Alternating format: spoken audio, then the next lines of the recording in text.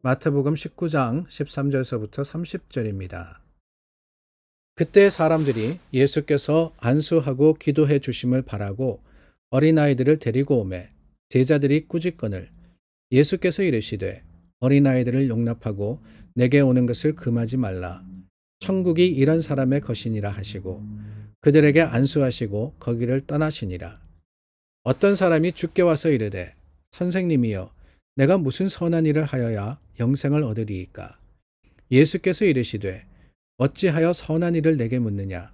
선한 이는 오직 한 분이시니라. 내가 생명에 들어가려면 계명들을 지키라. 이르되 어느 계명이 오니이까? 예수께서 이르시되 살인하지 말라, 간음하지 말라, 도둑질하지 말라, 거짓 증언하지 말라, 내 부모를 공경하라, 내 이웃을 내 자신과 같이 사랑하라 하신 것이니라. 그 청년이 이르되 이 모든 것을 내가 지키었사온데 아직도 무엇이 부족하니이까? 예수께서 이르시되 내가 온전하고자 할진대 가서 내 소유를 팔아 가난한 자들에게 주라. 그리하면 하늘에서 보화가 내게 있으리라. 그리고 와서 나를 따르라 하시니 그 청년이 재물이 많음으로 이 말씀을 듣고 근심하며 가니라. 예수께서 제자들에게 이르시되 내가 진실로 너에게 이르노니 부자는 천국에 들어가기가 어려우니라. 다시 너에게 말하노니 낙타가 바늘기로 들어가는 것이 부자가 하나님의 나라에 들어가는 것보다 쉬우니라 하시니 제자들이 듣고 몹시 놀라 이르되 그렇다면 누가 구원을 얻을 수 있으리이까? 예수께서 그들을 보시며 이르시되 사람으로는 할 수 없으나 하나님으로서는 다 하실 수 있느니라.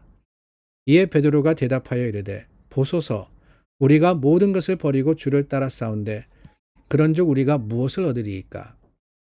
예수께서 이르시되 내가 진실로 너에게 이르노니 세상이 새롭게 되어 인자가 자기 영광의 보좌에 앉을 때에 나를 따르는 너희도 12 보좌에 앉아 이스라엘 12지파를 심판하리라. 또 내 이름을 위하여 집이나 형제나 자매나 부모나 자식이나 전토를 벌인 자마다 여러 배를 받고 또 영생을 상속하리라. 그러나 먼저 된 자로서 나중되고 나중된 자로서 먼저 될 자가 많으니라. 한 주간을 여러분 잘 지내셨습니까? 잘 지낸다는 게 뭔가요? 하나님 말씀 안에서 하루하루 하나님의 은혜대로 살았던 것, 그게 잘 지내는 게 아닌가 하는 생각을 해봅니다. 여러분들이 그런 삶을, 그런 한 주간을 보내셨기를 바라고 더 말씀이 여러분들 가운데 살아 역사하셨기를 예수님의 이름으로 축원합니다. 오늘 저희 마태복음 19장 말씀 뒷부분을 나누었습니다. 이 말씀 제가 여러 번 인용했던 말씀이죠. 젊은 청년이 나와서 예수님께 물었습니다. 무슨 선한 일을 하여야 영생을 얻으리이까? 사실 그 질문부터 뭔가 잘못된 것 우리가 느낍니다.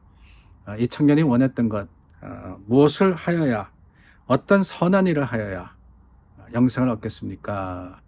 영생이라는 것 얻을 수 있는 게 아니라 하나님이 거저 주시는 은혜인데 벌써 뭔가를 해야 된다라는 생각을 가지고 예수님께 질문했던 그 질문이 바르지 않은 방향으로 가고 있는 것을 느끼게 됩니다.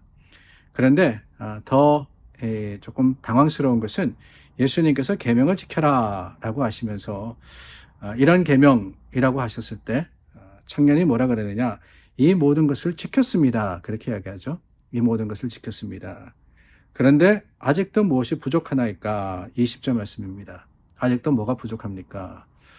예수님의 말씀대로 계명을 다 지키면서 살아왔는데 참 오늘날로 이야기하면은 정말 이 교회 오빠입니다. 돈도 많지, 뭐 잘생겼는지는 모르겠습니다.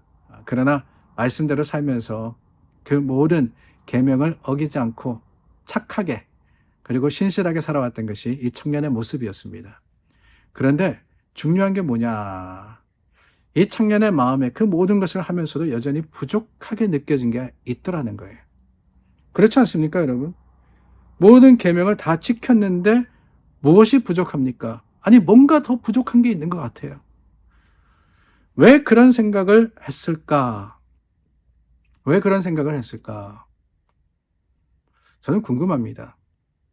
아니, 이 청년이 도대체 뭐가 부족했기에 어떤 마음을 가지고 예수님께 나왔을까?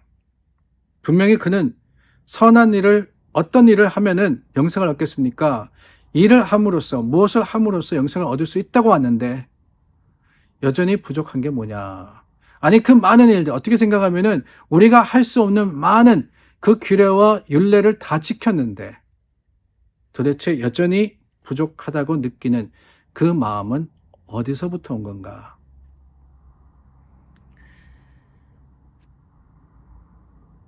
그 청년에게 예수님이 말씀하시죠. 모든 것을 팔아다가 나누어 주고 나를 따르라. 그 예수님의 말씀에 청년이 근심하며 돌아갑니다. 왜요? 재물이 많음으로 그랬어요. 근데 재물이 많음으로가 다가 아니라 재물이 많은데 그것을 포기할 수 없어서 근심하며 돌아간 겁니다.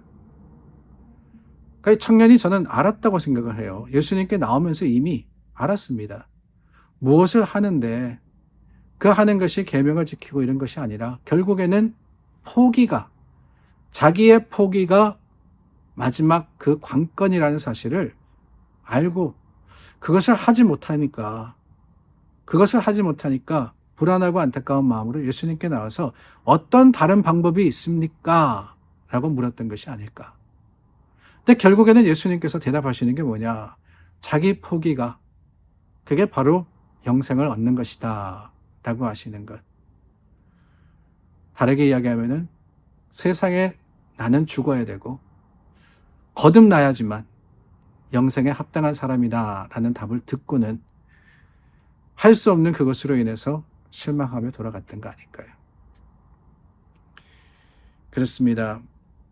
오늘 우리도 열심히 살아갑니다. 열심히 수고하고 노력합니다. 교회를 섬기며 또한 믿음으로써 행하기 위해서 애씁니다. 그런데 여러분, 한다라는 것보다는 예수님이 말씀하시는 것은 오히려 비워내는 게 영생에 합당한 모습이다 라고 하시는 것이 참 의미가 있지 않나 하는 생각이 들어요. 목사도 목회를 하면서 무엇을 위해서 하느냐, 뭔가 성과를 거두기 위해서 하거든요. 교회가 성장을 하고 교인들이 많아지고 그러면서 뭔가 더 큰 주님의 일, 나쁜 목적이 아니에요. 하나님의 일을 하기 위해서 더 커지기를 원하는 성도들도 그렇습니다.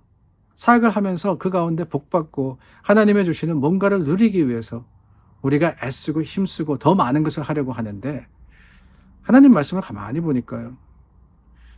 영생이라는 것은 그 반대에 있더군요. 오히려 비워내는 거예요. 비워내는 거. 내가 가지고 있는 것, 내가 누리고 있는 것, 내가 할 수 있는 것, 내가 해야 된다고 생각하는 그것조차도 하나씩 포기할 때 바로 거기에 십자가의 놀라운 능력이 있고 그 비워냄이 바로 십자가를 지는 것이라는 것을 예수님은 말씀해 주고 계시는 것이 놀라운 일이 아닌가 하는 생각이 듭니다. 베드로가 물었지 않습니까? 모든 것을 버리고 주를 따랐습니다. 모든 것을 버리고 따랐습니다. 베드로는 이야기하는 거예요. 비워냈다고. 주님을 위해서 비워냈습니다. 그럴 때 예수님이 말씀하십니다. 하나님께서 여러 배로 갚으시리라. 여러 배로 갚으시리라. 물론 마지막 30절 말씀이 중요하긴 해요. 먼저 된 자로서 나중되고 나중된 자로서 먼저 될 자가 많으니라. 그래서 비워낸다 그래서 우리가 거기에 자랑할 것도 거기에 교만할 것도 없기는 합니다.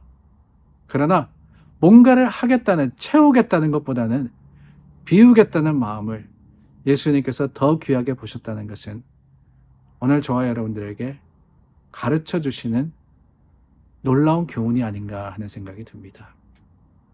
좀 극단적으로 얘기해 볼까요? 여러분 신앙생활 하시면서 너무 많이 하려고 하지 마세요.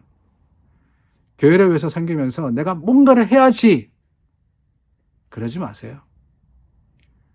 오히려 하나씩 비워가고 내 욕심도 내 자랑도 우리 교회가 어떻게 해서 뭔가를 해가지고 대단한 일을 하고 그것마저도 하나님께 다 맡기고 난 할 수 없으니 주님 하시옵소서 할 때 하나님께서 갚아주시는 겁니다.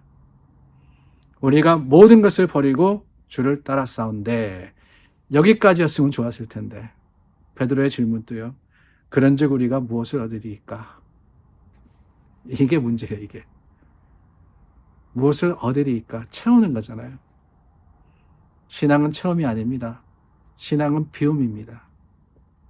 여러분 오늘 삶에 있어서도 여러분들이 가지고 있는 모든 것들, 생각과 가치와 또한 여러분들의 목적과 또 바라는 것과 이런 것들을 다 비울 때 그 비고 빈 곳에 하나님께서 갚으시고 채우심을 기억하는 지혜로운 사람들이 될 수 있기를 간절히 소망합니다. 기도하겠습니다. 주님, 비우기가 참 힘듭니다. 두렵습니다. 그러나 비우지 않으면 주님 모실 곳이 없음을 기억합니다. 주님, 우리 가운데 오시어서 좌장하시고 우리를 인도하시고 우리 가운데 살아 역사하여 주시옵소서. 예수님 이름으로 기도드립니다. 아멘. 여러분 한 주 수고하셨습니다. 하나님께서 주신 믿음과 소망으로서 한 주를 승리하신 여러분들, 주님께서 이제 기쁨으로 우리 함께 모여서 예배드리라 하십니다.